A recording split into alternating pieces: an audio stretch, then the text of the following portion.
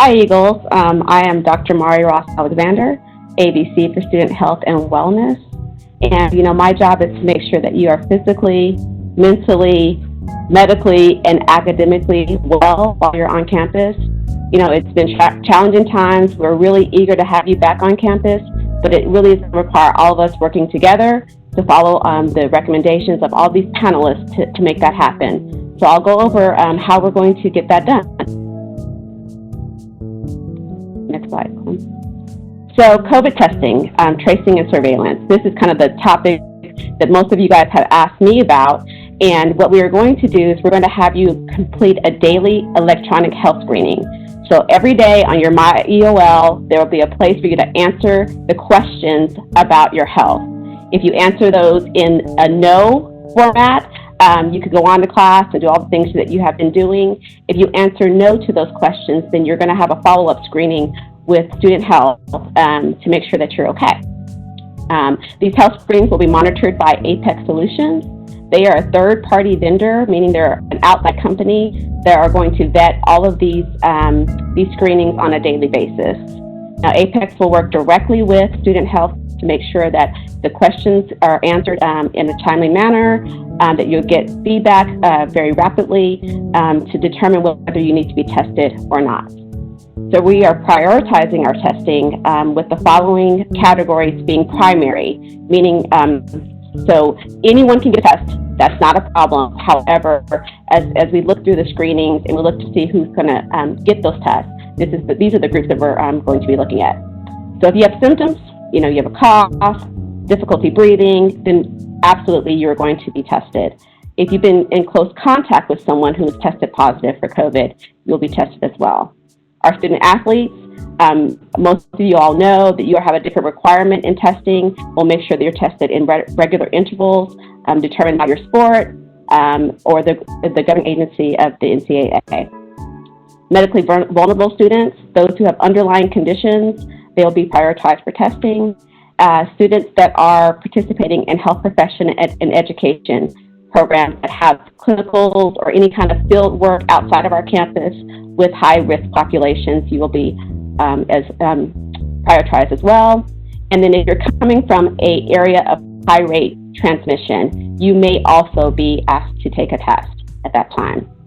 So as I said before, Apex Solutions is our third-party vendor, and they will provide COVID testing. Well, they will provide all of our COVID testing, I should say, and tracing. So tracing is if there's a positive, we have to follow up with all the people that come in contact with that particular positive person, and so they will look into into that, making sure that all of those folks are contacted and tested if needed.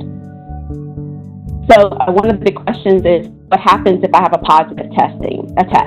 So we have the capacity at this point to quarantine and isolate you all, and then we will follow up with a daily call from Student Health to monitor your health care, as well as some calls from the Dean of Students Office to make sure that you have all the things that you need while you're isolated away from the rest of campus. And once that isolation is over, you go back to your residence and we start all again. All positive tests will also be reported to Durham Public Health Department. NCCU has a team of folks that monitor all of the happenings on campus, the PERT team, and so they will also be notified, and any other agency that we have to notify at that time. But you will also know what those agencies are that get that information. So how do we get all this done? So right now, you know that we have one student health clinic that takes care of all of your medical care. In our realignment plan, we are going to divide the student health clinic into 3 clinics. A respiratory clinic that will take care of any kind of COVID-related respiratory symptoms, a non-respiratory clinic that will care for you if you have an injury or any other kind of illness that's not related to a respiratory issue, and then a wellness women's clinic. Now, this is the clinic that most of you guys have used on campus. This is where students come for their contraceptive care. They may have a physical or immunization. So we're trying to make sure that all 3 of these clinics run separate and isolated from each other so we do not cross-contaminate any students with students that may have some issues around COVID. Student accessibility services. So if you have a disability that you need more access to get to your classes, then you will go through what we call SAS, or Student Accessibility Services. You can read the screen. I won't read all the words on there, but basically, you need to go to Eagle Accommodate to make your request.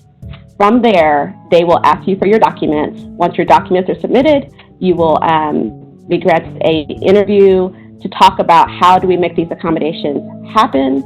You will have those accommodations within 7 business days, as long as all your documentation is together.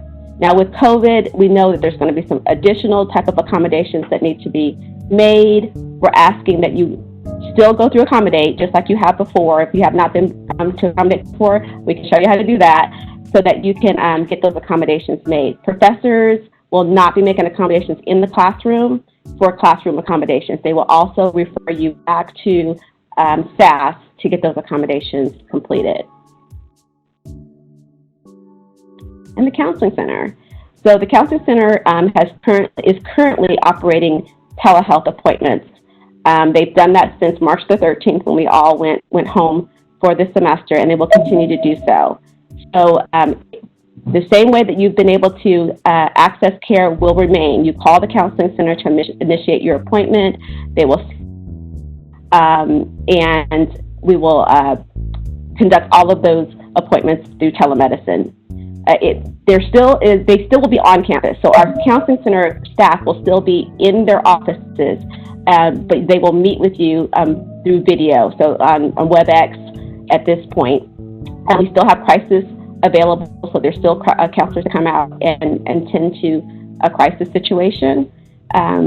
So we're still here. We're just not going to be seeing students face-to-face for those counseling appointments. Campus Rec. So Campus Rec is a very fluid situation. So we do determine how and when we're going to have students in the Campus Rec based on what the state guidelines are. So currently, the Campus Rec facilities will open on August the 24th, but there still will be limited facility usage. Reservations will be required to use machines. There's a max capacity of 40 people in the site at any one time. We're not using lockers or showers at this point, so unfortunately you would have to take a shower someplace else, but those facilities are going to be closed. Group exercises will not be where they have been in the past in the dance rooms. They will be held in the gym so that we can do social distancing and still allow you to participate in those exercises. We will not have contact sports this fall, and that does include basketball. I know we have a lot of students that like to participate in basketball, but at this time it's just not a safe activity. We will have some online activities, some virtual activities for you to participate in, and as we can add these things back, we absolutely will. We will have the basketball courts open at a one-person capacity, that type of thing, but as far as any kind of group activities, we will not be doing that.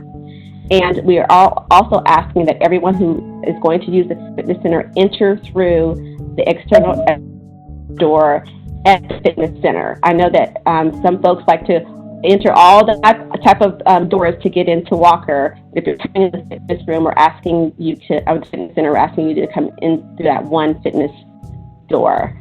So we're really excited about you guys coming back. I know there's lots of rules and regs to get us back on track, but your safety and your health is way more important to us than a little bit of inconvenience by how we're going to get it done. So thank you for your time.